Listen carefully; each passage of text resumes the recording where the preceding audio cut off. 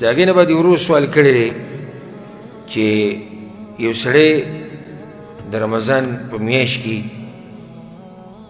د ورځې د خپلې ښځې سره کوروالی وکړي نو د څه کفاره ده او ایمان دا کار شوی دی. الجواب په دې کې معروف حدیث دی، په صحیح بخاري کې دا روایت شي، نورو کتابونو کې هم راغلي.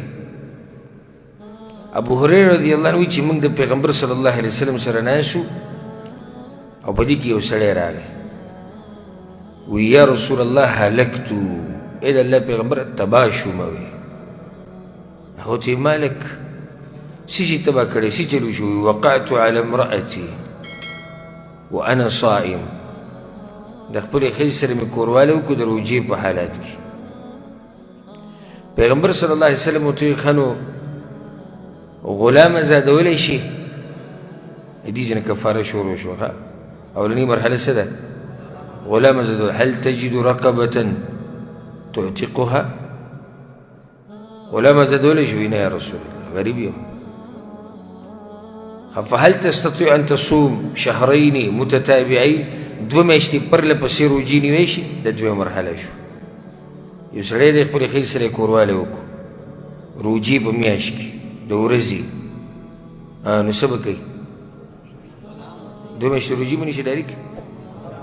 اول به غلام ازادوي، چې دا نه وي یا طاقت نه وي نو بیا دویمه مرحله دوه میاشتې پرله پسې روژې به نیسي، پرله پسې. هغه وی یا رسول الله دغه طاقت مې نشتې، دغه روژې نشم نیوی. ښه نو درېیمه مرحله فهل تجد اطعام 60 مسکینه، شپېتو مسکینانو له خوراک ورکولی شي؟ دا درېیمه مرحله شو. دلته دا خبره یاده کړئ چې دا اختیار نه دی، ګورئ دا ستا مرضي نه ده چې راشه زه ته پکې روژې ونیسو او راشه غریبانو له خوراک ورکوو په خپل. نه نه، ته به دقه شان تېرېږي په دې مرحلو باندې. اولنۍ مرحله اولنۍ کار غلام ازادول، دا خو نشتي یا طاقت نشتي، یا غلام نشتي یا طاقت نشتي، نو په دې پسې به دویمه څه ده؟ دوه میاشتې پرله پسې روژې باندې. ای سړی بیمار دی، بوډا دی، عمر یې ډېر دی، بله څه مسله ده، نو بیا درېیمه مرحلې له راشي. څه دی؟ شپېتو مسکینانو له خوراک. خو د هغه خو ناشنا خبره وه دغه کس ته کوم چې راغلی، وی یا رسول الله دې طاقت خو زما نشته، درېیمه وړو طاقت یې نشته. اوس پیغمبر صلی الله علیه وسلم هم بیا کېناستو، هغه هم ناست. ابو هریره رضی الله عنه وایي موږ دغه شان ناست یو کس راغی پیغمبر صلی الله علیه وسلم پسې او یو شکرۍ یې راوړه او یو لوښی یې راوړو او په هغې کې دننه کجورې پرتې وې، په ډېر شی کجورې وې.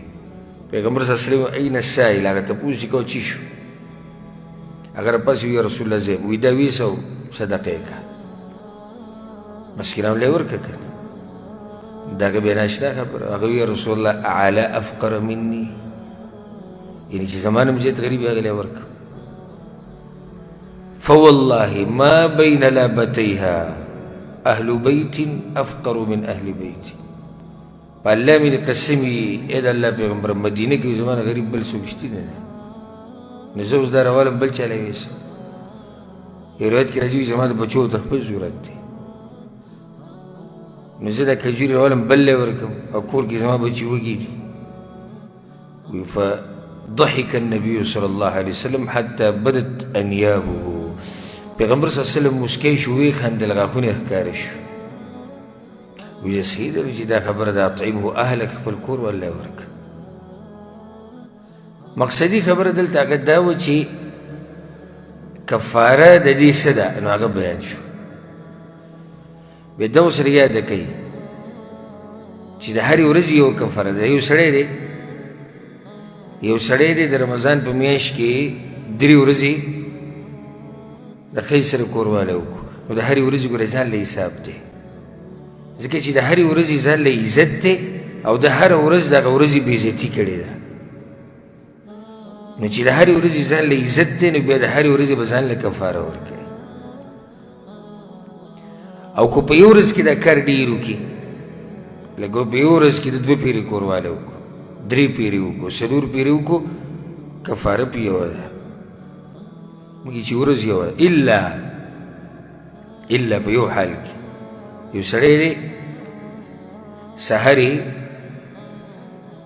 د ښځې سره کوروالی وکړو رمضان کې دره نه څه وشو لړ غلام یې ازاد کړو پیسې ورسره وي مري غلام میلاوېدو هغه یې ازاد کړو کفاره یې ورکړه که نه ورې کړه ماسپښین یې بیا کوروالی وکړو هم په دغه ورځ اوس به بله کفاره ورکوي ولې ځکه چې مخکینۍ ختمه شوې ده خو که د هغه مخکینۍ کفارې نه یې ورکړي او بیا به سیدې کوروالی وکړي بل پیر یا دریم پیر نو دې ټولو به یوه کفاره ورکوي والله اعلم